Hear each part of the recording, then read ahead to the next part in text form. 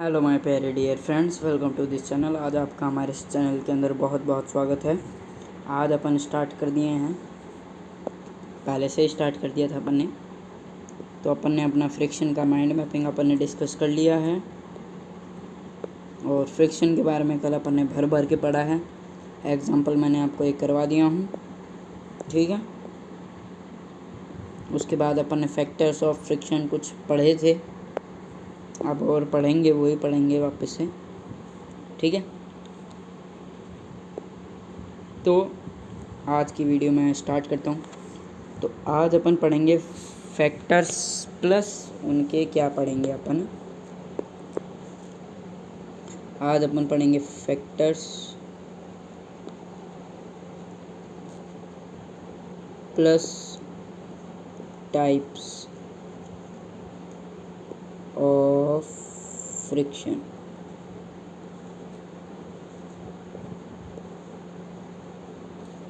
ठीक है, फैक्टर्स के बारे में पढ़ेंगे, टाइप के बारे में पढ़ेंगे, किसके, अपने फ्रिक्शन के बारे में भाई, ठीक है।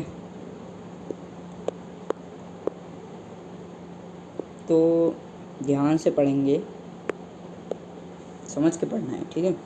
तो अपने दो फैक्टर्स होते हैं mainly, nature of surface, mass of the object. तो नेचर ऑफ सरफेस अपन पढ़ेंगे। तो नेचर ऑफ सरफेस के अंदर आप देखो, अगर नेचर स्मूथ होता है तो आपका फ्रिक्शन क्या हो जाएगा, डिक्रीज। और नेचर रफ होगा, ठीक है, सरफेस का नेचर बोल रहा हूँ, सरफेस। अगर आपका सरफेस ऐसा ऐसा हो, रफ हो एकदम, तो आपका जो फ्रिक्शन होगा वो क्या होगा, इंक्रीज हो जाएगा। और अगर आपका सरफेस प्लेन हो एकदम, ठीक है, क्या है ये, सरफेस,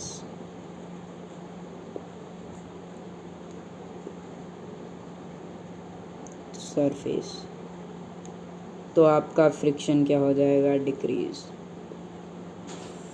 फ्रिक्शन, ठीक है।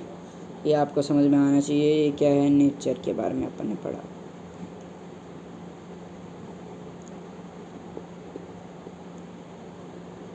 नेचर के बारे में अपन ने पढ़ा है ये,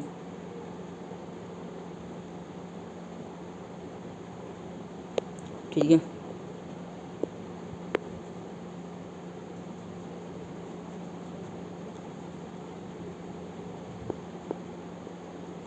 नेचर ऑफ सरफेस के बारे में अपन ने पढ़ा है, तो ये याद रखना है आपको, ठीक है। इजी सा एग्जांपल दिया हूँ, ये भी अपना फ्रिक्शन हो जाएगा। सरफेस रफ होगा तो फ्रिक्शन बढ़ेगा, कम होगा तो फ्रिक्शन कम होगा, याद रखना है, ठीक है। ये हो गया अपना सरफेस। मास ऑफ ऑब्जेक्ट की बात कर लूँ तो मैंने आपको पहले नोट्स बना रखा हूँ, ये रखे हुए। मास ऑफ ऑब्जेक्ट के अंदर अगर मास ज़्यादा होगा तो आपका जो फ्रिक्शन होगा वो बढ़ेगा। ऑब्जेक्ट का मास ज़्यादा होगा तो फ्रिक्शन बढ़ेगा, ऑब्जेक्ट का मास कम होगा तो फ्रिक्शन कम होगा, ठीक है, ओके। फोर्स जो लगता है उसी का ऑपोजिट साइड में जो फोर्स लगता है उसी को फ्रिक्शन फोर्स कहते हैं। मैंने आपको कल समझा दिया था, okay. Why snow chain is used in the vehicle when driving on snow and ice. The snow chain is used in the vehicle to increase the friction of the tires of the tire so that the tires do not slip the snow path। तो आपके snow चैन use होते हैं आपके tyres के अंदर, क्यों use होते हैं, ताकि आपके फ्रिक्शन जो हो वो बढ़ा सकें। फ्रिक्शन बढ़ेगा ना तो आपके जो टायर हों, जो आपके जो टायर होंगे वो स्लिप नहीं करेंगे, ठीक है ना। किसके ऊपर स्लिप नहीं करेंगे, स्नो पाथ के ऊपर। जैसे आप बर्फ़ के ऊपर आपकी कभी गाड़ी चढ़ा दो तो आपकी गाड़ी स्लिप करेगी, लेकिन अब क्या होने लगा है कि आपके स्नो चैन डलती है जिसकी वजह से वो फ्रिक्शन क्या हो जाता है, बढ़ जाता है। फ्रिक्शन बढ़ने के कारण आपका स्लिप नहीं करते, ठीक है ना, आप स्लिप नहीं करते। अब थोड़े फ्रिक्शन के बारे में पढ़ लेते हैं, ठीक है। स्टैटिक फ्रिक्शन और स्लाइडिंग फ्रिक्शन के टाइप्स हैं ये, ठीक है। स्टैटिक फ्रिक्शन क्या होता है? The friction force that exist between the surface in contact when there is no relative motion, although the force is also applied continuously, is called static friction is self adjacent friction। अब आपके कोई object रखा हुआ है भाई, देखो, ठीक है, आपके कोई एक ऑब्जेक्ट रखा हुआ है। The friction force that exist between the surface in contact when there is no relative motion although the force is also applied। ये एक ऐसा फ्रिक्शन होता है, देखो सुनो ध्यान से अपन करेंगे।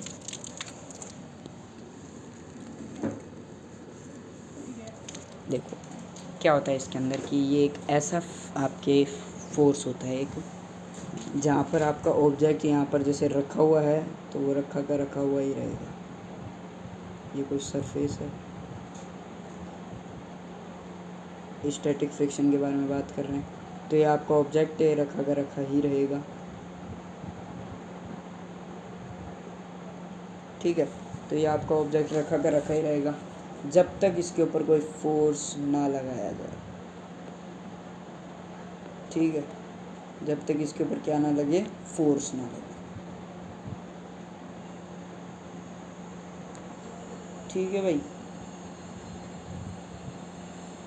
तो सिंपल सा फंडा अपन ने पढ़ा है, इसको याद रखिएगा, ओके। स्टैटिक फ्रिक्शन अपन उसको बोलते हैं, ठीक है। अब भाई मोशन नहीं कर रहा है वो, क्या नहीं कर रहा? मोशन, यानी उसके ऊपर कोई अप्लाइड फोर्स भी नहीं लग रहा है, ना ही वो मोशन कर रहा है, यानी एक जगह स्थिर है, यानी एक जगह जहाँ पर खड़ा था वहीं खड़ा है वो, ठीक है। अब आते हैं स्लाइडिंग फ्रिक्शन के ऊपर, ठीक है। बहुत मस्त है ये टॉपिक, इतना पढ़ने की ज़रूरत नहीं है इसके अंदर, सिर्फ फ्रिक्शन पढ़ लोगे तो आपके मार्क्स अपने आप ही बढ़िया बन जाएंगे, ठीक है। सिर्फ आपको फ्रिक्शन ही पढ़ना है, क्योंकि इस पूरे चैप्टर के अंदर ही फ्रिक्शन है। स्लाइडिंग फ्रिक्शन क्या होता है? The friction force that exist between the surface in contact when the object is actually sliding over the surface of the other object is called sliding friction। अब आपकी कोई एक बॉडी है, ठीक है, कोई बॉडी है, स्लाइडिंग फ्रिक्शन के बारे में बता रहा हूँ मैं आपको, स्लाइडिंग फ्रिक्शन, ठीक है।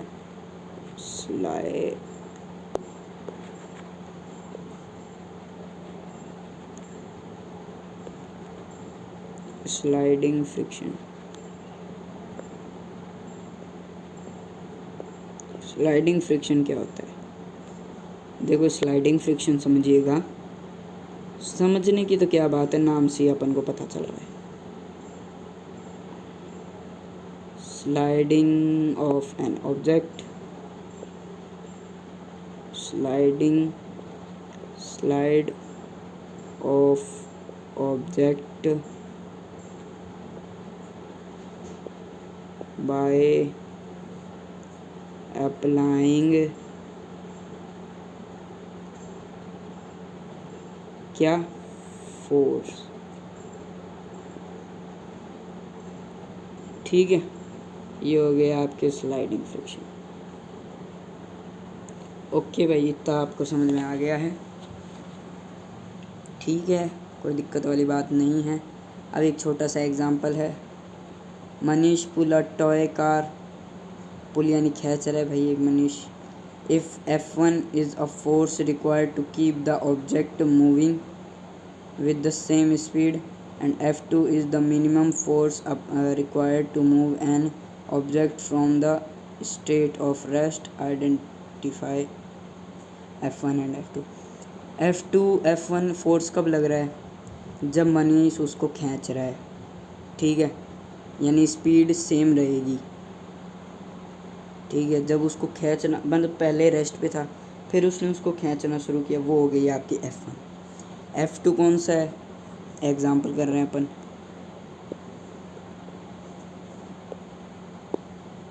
ठीक है, एग्जाम्पल कर रहे हैं, जब वो उसको खींच रहा है तब उसको F1 फोर्स लगा रहा है, और उसी स्पीड के अंदर रहने के लिए, यानी अगर आपने उसको चलाना शुरू कर दिया, पहले वो रेस्ट पे था, यानी वो क्या हो गया, स्टैटिक फ्रिक्शन, फिर उसने स्लाइड करना शुरू कर दिया, ठीक है, स्लाइड करना उसने शुरू कर दिया, तो अब आपको उसको स्लाइड ही कराते रहना है, रोकना थोड़ी है, आप उसको उसी इस जिस स्पीड के ऊपर वो स्लाइड कर रहे हो उसी स्पीड के ऊपर ही आप उसको लेके आ रहे हो, उसको चला रहे हो, ठीक है, तो वो आपके स्लाइडिंग फ्रिक्शन हो गया, और वो हो गया F2 फोर्स, ठीक है। तो F2 is the minimum force required to move an object from the state of rest। identify F1 और F2 फाइंड करना है। तो F1 इज तो सॉल्यूशन यहाँ पर दे रखा है, F1 is a sliding friction, ठीक है, and F2 is a static friction, ठीक है। If F1 is the force required to keep the object moving with the same speed and F2, sorry मैंने उल्टा बोल दिया, F1 तो वो फोर्स है कि आपको ऑब्जेक्ट आप उस ऑब्जेक्ट को स्लाइड करवा रहे हो, ठीक है, स्लाइड करवा रहे हो, यानी वो रेस्ट में नहीं है, वो अभी स्लाइड ही कर रहा है, तो अभी जो वो स्लाइड कर रहा है ना, वो तो है F1 फोर्स, और आपने उसको रेस्ट पे था, पहले वो रुका हुआ था, फिर आपने उसको खींचना शुरू कर दिया, वो है F2 फोर्स। तो F1 जो फोर्स होगा वो होगा आपका स्लाइडिंग, और जो F2 होगा वो होगा आपका स्टैटिक फ्रिक्शन। आपको पता ही है, कोई चीज़ रुकी हुई है भाई, कोई फोर्स ही नहीं लग रहा, स्टैटिक फोर्स हो गया वो, स्टैटिक फ्रिक्शन, और जो चीज़ स्लाइड कर रही है उसके लिए स्लाइडिंग फ्रिक्शन, ठीक है। यहाँ पर एक और चीज़ बता रही है, remember sliding friction is always less than static friction, ये बात याद रखना, ठीक है। एक पॉइंट आपको मैं बता देता हूँ,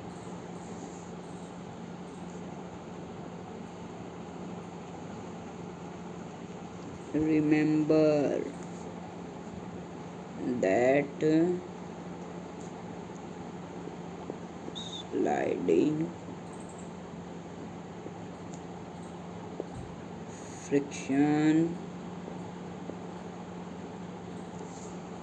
is less than किससे, स्टैटिक फ्रिक्शन से,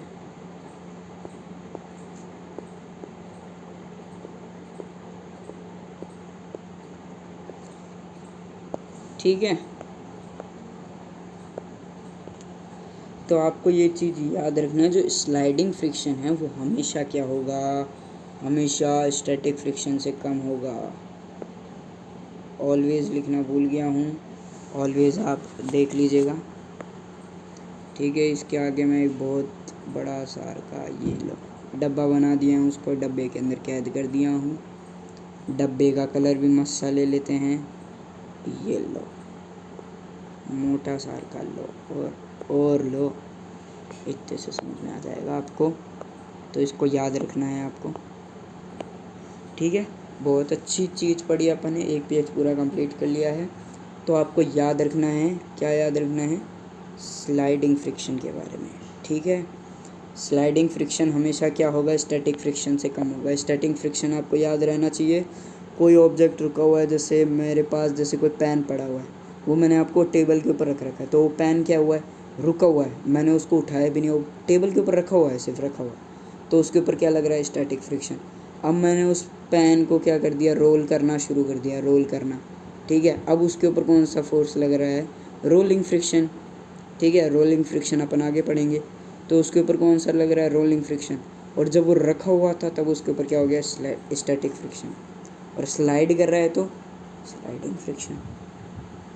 इजी चैप्टर है भाई यार ये एकदम, ठीक है, अपन आराम से पढ़ सकते हैं, इतना हार्ड चैप्टर नहीं है ये, और लाइट चैप्टर जो है वो आपको ढंग से देखना है, ठीक है, उसकी वीडियो सारी देखनी है, लाइट चैप्टर फिर भी इम्पोर्टेंट है। अब टेलीग्राम टेलीग्राम है भाई, टेलीग्राम का याद रखो।